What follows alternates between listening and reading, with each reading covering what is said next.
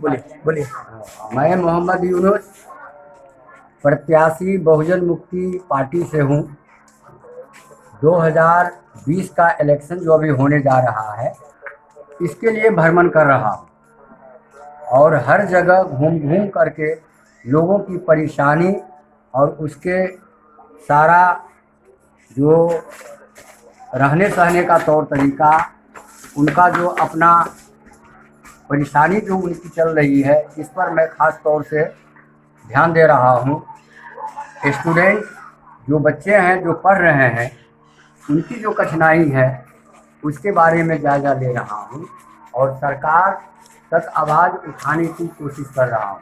दूसरी बात यह है कि उर्दू भाषा जो हमारे मुसलमानों के लिए एक भाषा है, उसमें जो 9th क्लास और 10th क्लास से जो हटा दिया है सरकार, ये बहुत ही विषय से, हाँ, और अनिवार्य विषय से जो हटा दिया है, ये बहुत दुखद बात है। इसके लिए जो है सरकार को मैं ज्ञापन देने जा रहा हूँ ताकि सरकार इसको स्टे करे। जब भाषा ही नहीं होगा तो हमारा विकास कैसे होगा। दूसरी बात यह है कि पलायन को भी मुझे रोकना है। हमारे बच्चे बाहर जाते हैं, पलायन कर जाते हैं यहाँ से। अगर हमारे इलाके में उद्योग धंधा अगर खुल जाए, जैसे दरदोजी का काम है, बेल्ट का काम है, लोग टोपी बना रहे हैं, अगर इसका कारखाना अगर हमारे घरों में, हमारे गांव देहात में खुल जाए तो हमारे बच्चे पलायन नहीं करेंगे। और सरकार से मैं अनुरोध करूंगा कि इस तरह का उद्योग स्थापित करे। आज तक हुआ नहीं।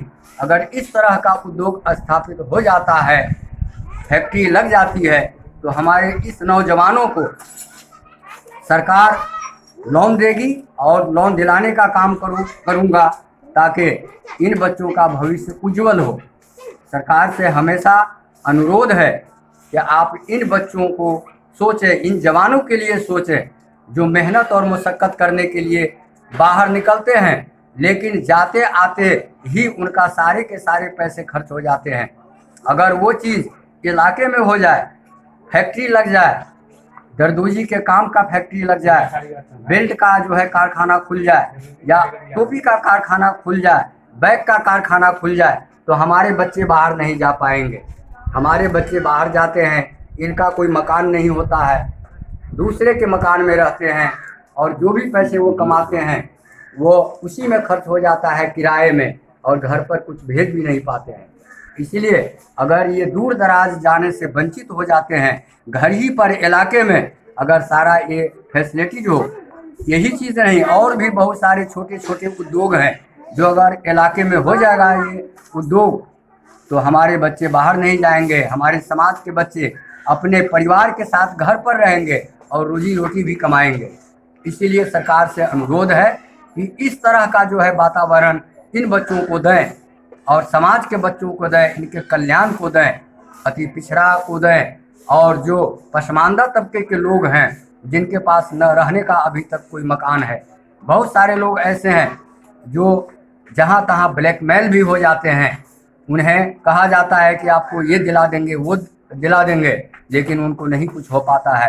ये बहुत बेबस है। और अभी ये कोरोना की जो हालात है, इस हालात में सारे के सारे बच्चे हमारे इलाके में आए हुए हैं, वो विवश है और विवश होकर के तरह तरह के काम में लग गए हैं। कोई बर्फ़ बेच रहा है, कोई छोटा छोटा कारोबार बिस्किट लेकर के घूम रहा है गांव गांव ताकि उसका पेट भरे।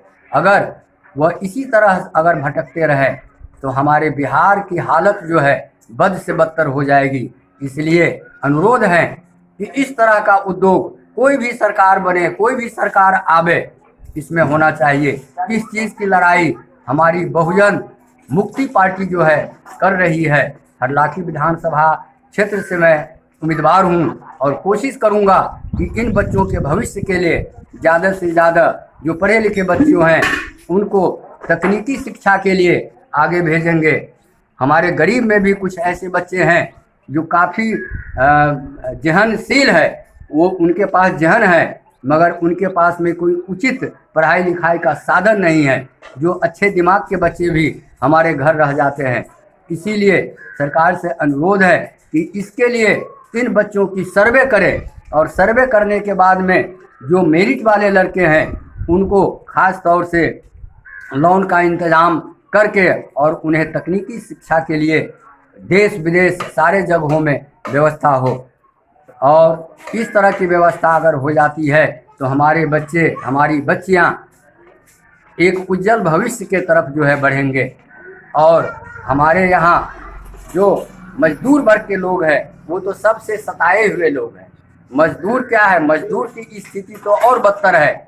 मजदूर को जो है मनरेगा के नाम पर और भी तरह तरह के नाम पर उनको दिया जा रहा है कि ऐसे वैसे, लेकिन कुछ भी नहीं।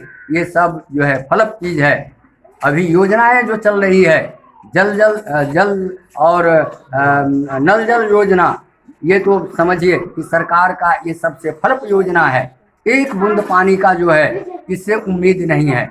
सरकार का जो प्लांट है, मैं खुद इंजीनियर हूँ, और इसका प्रेशर कितना होना चाहिए, आबादी के लिहाज से कैसा मोटर बैठे, कैसा पंप लगे, पाइप का डाया क्या हो, पानी कितना फेंके, इसकी जानकारी जो है मुझे है। और इस तरह का जो ये योजना है, ये इस योजना से सिर्फ ये हम देखेंगे कि ये हो गया, लेकिन लोगों को पानी नसीब नहीं होगा, पानी पी नहीं पाएंगे और लोग हतोत्साह होंगे। इसलिए सरकार से अनुरोध है, अगर योजना ही है तो उसको इस तरह का योजना से जोड़े ताकि लोग लाभान्वित हो और ज़्यादा से ज़्यादा लोगों को फ़ायदा हो। हर तरह के क्षेत्र में जो है हमारे देहात के लोग विवश बने हुए हैं। इनकी सारी समस्याएं को हल करने की ज़रूरत है। हमारी पार्टी वचनबद्ध है, हमारी घोषणा पत्र भी है।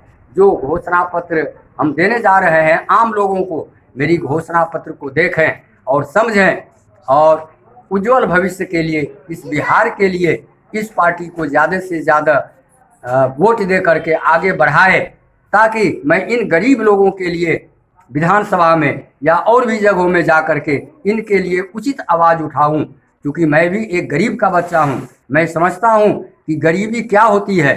गरीबी से मैंने बहुत ही नज़दीक से गरीबी को देखा है और मैं गरीब हूं तो गरीब बच्चों को भी जानता हूं कि कैसे ज़िंदगी बसर कर रहा है।